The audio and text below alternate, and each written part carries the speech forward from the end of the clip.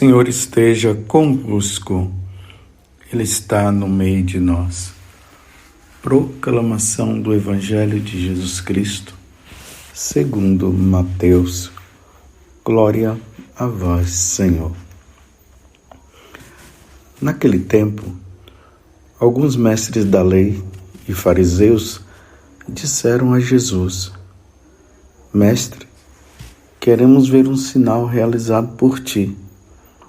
Jesus respondeu-lhes: Uma geração má e adúltera busca um sinal, mas nenhum sinal lhe será dado, a não ser o sinal do profeta Jonas.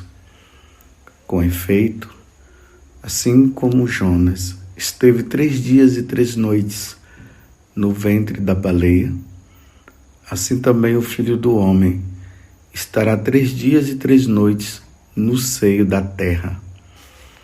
No dia do juízo, os habitantes de Nínive se levantarão contra essa geração e a condenarão, porque se converteram diante da pregação de Jonas. E aqui está quem é maior do que Jonas. No dia do juízo, a rainha do sul se levantará contra essa geração e a condenará, porque veio dos confins da terra para ouvir a sabedoria de Salomão. E aqui está quem é maior do que Salomão. Palavra da salvação. Glória a vós, Senhor. Meus irmãos e minhas irmãs, ontem, domingo, nós entramos no 16º domingo do tempo comum. E hoje é a segunda-feira da 16ª semana desse tempo comum.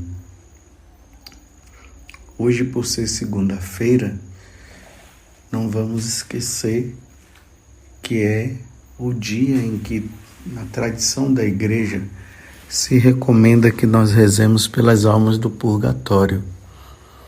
Vamos oferecer sacrifício pelas almas que necessitam tanto das nossas orações. Elas, por si próprias, não podem fazer mais nada. Mas nós, com as nossas orações, com os sacrifícios que nós oferecemos, elas poderão sair do purgatório e entrar no céu. Sabendo que as almas que estão no purgatório, elas já estão salvas, mas estão passando por esse processo de purificação. Às vezes, quando nós recebemos a notícia de que alguém morreu, nós ficamos assim, abismados, espantados, nós não acreditamos. Aí nós vamos para o velório, aí no velório se chora muito e aquela coisa toda. Quando enterra, chora. Aí Santo Afonso Maria de Ligório diz que depois começa o processo de esquecimento. Pronto, acabou o choro, aí reza ali uma missa de 7º dia, de 30º dia e acabou. As almas não podem ser esquecidas. Você sabia que pode ser que tenha parentes seu que esteja lá no purgatório necessitando de orações e você nem reza mais? Esta missa que eu celebro, eu coloco pela intenção das almas do purgatório.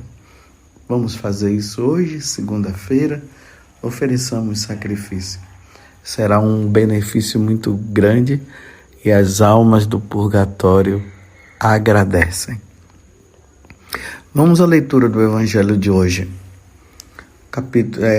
Mateus, capítulo 12, de 38 a 42. Para iluminar melhor o Evangelho de hoje, eu recomendo você ler o livro do profeta Jonas, que é um livro pequeno. Eu acho que em 15 minutos, acho que você lê. E também 2 Crônicas, capítulo 9, e 1º livro dos Reis, capítulo 10.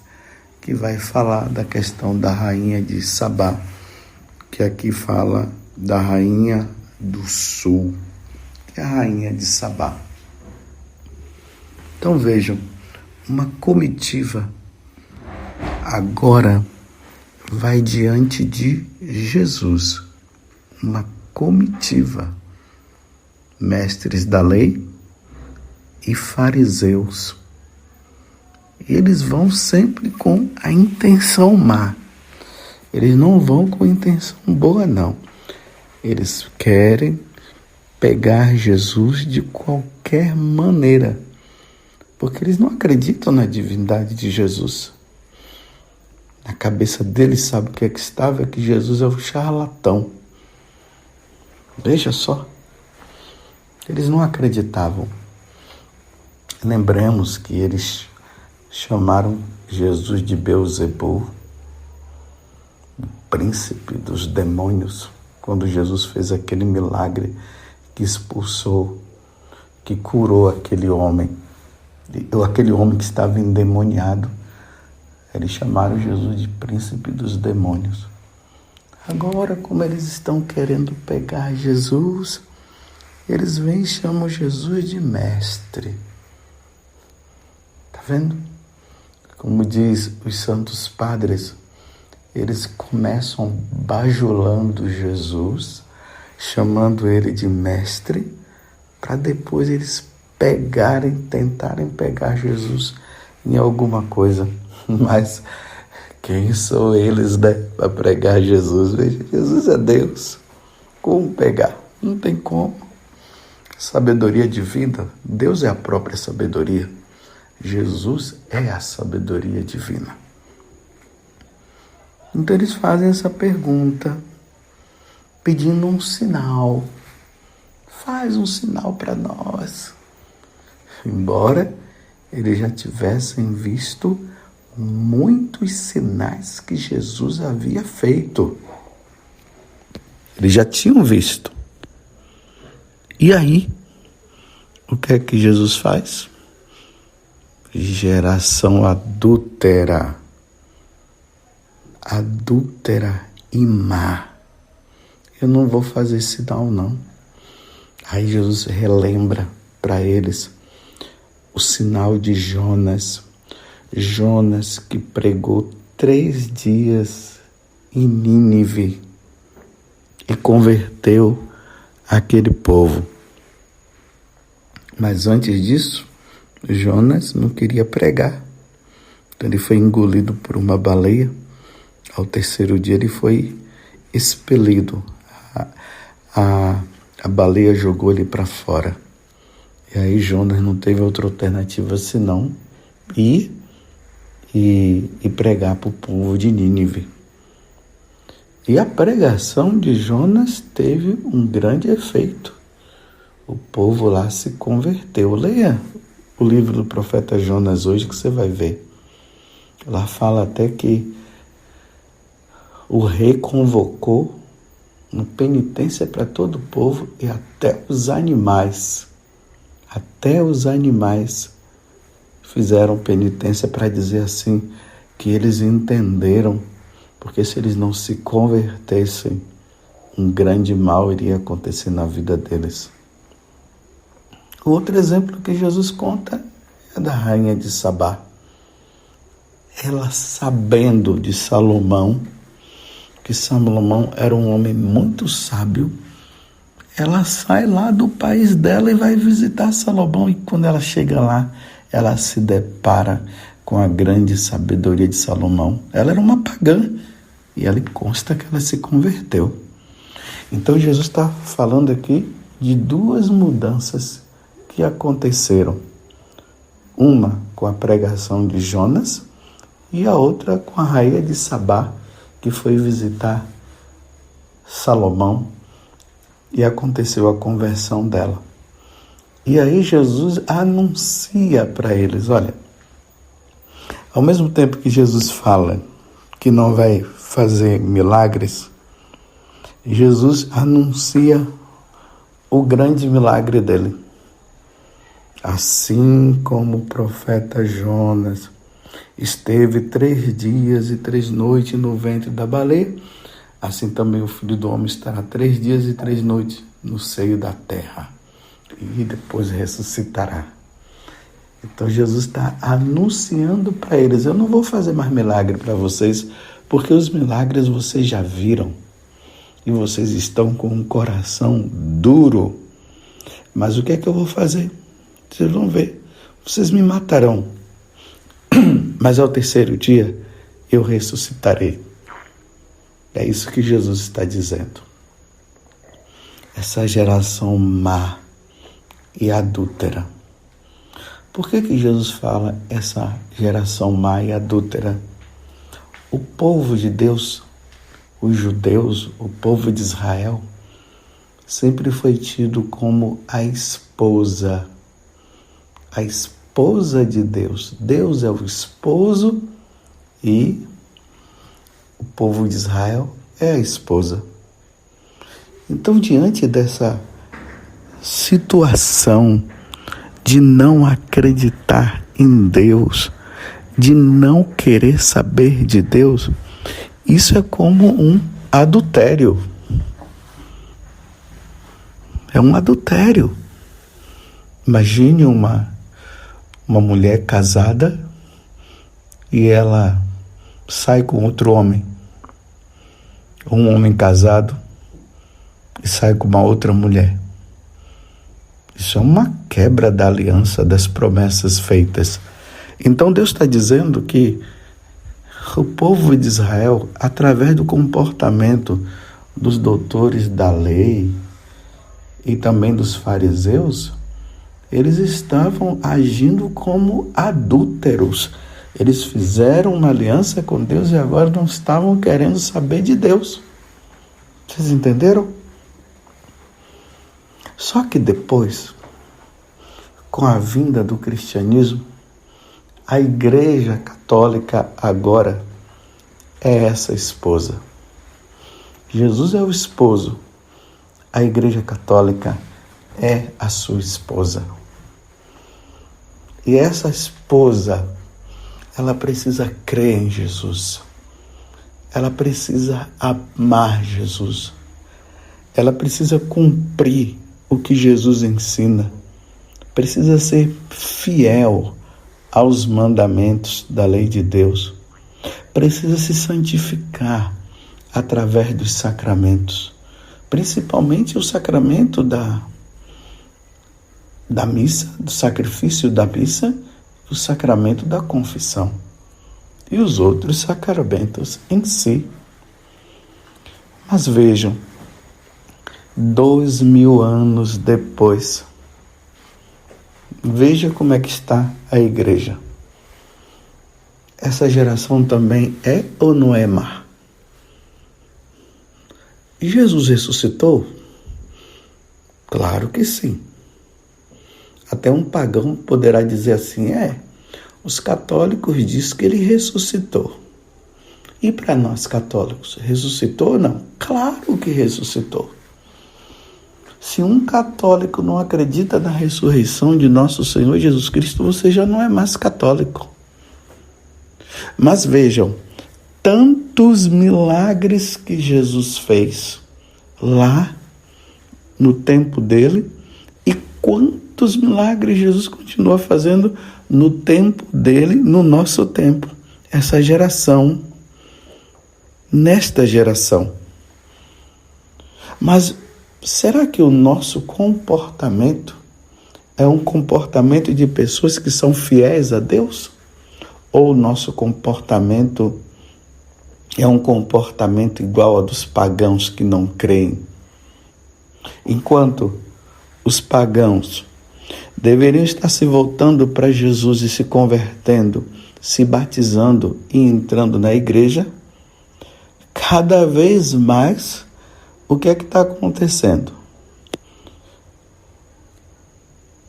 O paganismo está tomando conta com toda a força e os católicos, que deveriam ser exemplo, está tendo um comportamento totalmente contrário. Os católicos estão se tornando pagãos. Estão tendo comportamento de pagãos e não de católicos, e não de cristão, não de seguidor de Jesus Cristo. É ou não é verdade? É só dar uma olhada no mundo, é só dar uma olhada ao nosso redor e nós vamos ver as situações deprimentes. O certo virou errado, o errado virou certo. Esse comportamento de dizer que Jesus agora é o bonzão, né? Ele é bom sim, não estou dizendo que não seja. Mas eu estou dizendo, Jesus o bonzão no sentido de que ele não leva em conta mais as nossas faltas, não tem problema. Podemos errar sim, porque Deus é misericórdia e Deus é perdão, não é assim que nós ouvimos. Isso é um adultério. Quando um católico ele passa a agir de forma contrária ao que Jesus nos ensinou, ele se torna um adúltero. Essa geração adúltera. Porque está infringindo uma aliança de amor, uma aliança de servir a Deus, de ser fiel a Ele. Não, mas o comportamento é totalmente diferente, é comportamento de pagão. Essa geração, nossa geração, depois de Jesus ter feito tantas coisas, dele ter morrido na cruz, dele ter ressuscitado, os católicos hoje estão numa vida errada, num comportamento errado. Olha essa ideologia de gênero, meus irmãos. Olha essa questão aí do aborto. Católicos que aceitam isso. Católico que aceita a eutanásia, que está de acordo. Isso é um adultério, geração má. É uma geração perversa que abandonou a Deus. Essas profanações da liturgia, a santa liturgia profanada de tantas formas. Isso é um adultério, uma geração má. Uma geração que o comportamento é como se não acreditasse na existência de Deus. A geração do que tudo pode. E as maldades, meus irmãos. Que geração má. É só assistir o jornalismo, os jornais. É só entrar nas redes sociais que nós vamos vendo quantas atrocidades. Imagina um pai que mantém cativo a sua filha e ali vai usando da sua filha como se fosse uma mulher. Que maldade! As pessoas que matam o outro como se estivesse matando um animal, como se fosse uma caça, vai lá, pega o revólver e atira, pá, e mata. Antigamente nós víamos isso naqueles filmes de bang bang, né? Aqueles filmes de faroeste. Hoje, o faroeste virou uma coisa normal na vida diária. Uma pessoa entra num supermercado, entra numa igreja, rende todo mundo, mata, leva as coisas, assim numa maior frieza. As pessoas vêm em cima de uma moto, tá uma pessoa andando ali, ele rende a pessoa, pega celular, pega as coisas, mata e vai embora, na maior tranquilidade. Você viu essa atrocidade que aconteceu esses dias aí, que está nos jornais, está sendo publicado, está sendo falado, infelizmente, daquele médico. Meu Deus do céu. Imagina, no momento do parto, o médico usando aquelas mulheres. Eu não estou falando isso para nós criarmos raiva, ódio. Não. Eu estou falando isso para você ver. Essa geração é má. Essa geração é cruel.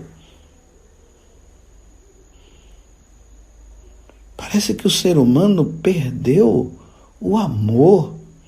Há uma frieza no coração do ser humano. E Jesus falou que nos finais dos tempos isso iria acontecer. O homem ia ficar frio. O homem está frio. Um outro lá pega uma pessoa, esquarteja, coloca dentro de uma mala, vai embora, desce no elevador, vai embora, entra no carro e leva a pessoa assim. Meu Deus do céu, que mundo, que geração má. Aí na primeira leitura, está lá Deus dizendo: povo meu, o que te fiz eu para que vocês possam fazer tanta maldade? Eu peço para vocês andarem para a direita, vocês andam pela esquerda. Que situação! E aí, meus irmãos, vem Deus agora e define tudo. No dia do juízo, tanto a rainha de Sabá, que se converteu, como o povo de Nínive vai se levantar e condenará essa geração. E condenará. Porque veio dos confins da terra ela, a rainha de Sabá, para ouvir a sabedoria de Salomão e se converteu. O povo de Nínive se converteu e Jesus está dizendo: aqui está quem é maior do que Salomão. Então, se Jesus é maior do que Salomão e Jesus é maior do que Jonas, porque ele é Deus, era para nós estarmos todos de joelhos no chão adorando Jesus e nos amando e fazendo o bem. Mas não, o coração endurecido. Meus irmãos, nós seremos julgados por eles que se converteram no dia do juízo final, ou no dia do juízo particular, porque tem isso, né? Tem o juízo particular, aonde nós morremos e já somos julgados, Hebreus 9, 27, e depois o juízo universal, onde todos já serão, que já foram condenados, e os que já foram salvos receberão a sentença final e ponto final. E a recomendação, o que é que eu digo para mim e para você? Meus irmãos, vamos nos converter? Vamos mudar de vida? Não vamos brincar com a nossa salvação? Não vamos ficar com o coração fechado como esses mestres da lei e fariseus? Vamos nos converter como o rei de Nínive e toda a população? Vamos mudar de vida como a rainha de Sabá? Vamos, meus irmãos. O que é que é preciso na sua vida mudar? Vamos levar uma vida santa? Como Santa Teresinha foi santa, com 24 anos ela morre e vai para o céu? Como São João Berckmann, como tantos outros santos, como São Domingos Sávio. Vamos mudar de vida? Vamos ser santos? Eu não quero passar por esse julgamento severo, não. Deus me livre. E eu espero que você esteja dizendo a mesma coisa. Recorramos, meus irmãos, à intercessão dos santos. Recorramos a Nossa Senhora, a São José, e peçamos a graça de levarmos, sim, uma vida muito santa, para nós não passarmos por esse julgamento severo. Geração má, nossa geração é má. Mas é preciso que nós sejamos bons.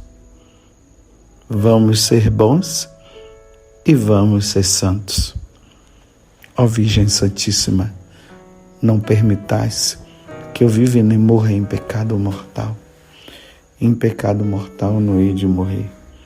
Que a Virgem Santíssima há de me valer. Valei-me, Virgem Santíssima. Louvado seja nosso Senhor Jesus Cristo, para sempre seja louvado, e a nossa Mãe, Maria Santíssima.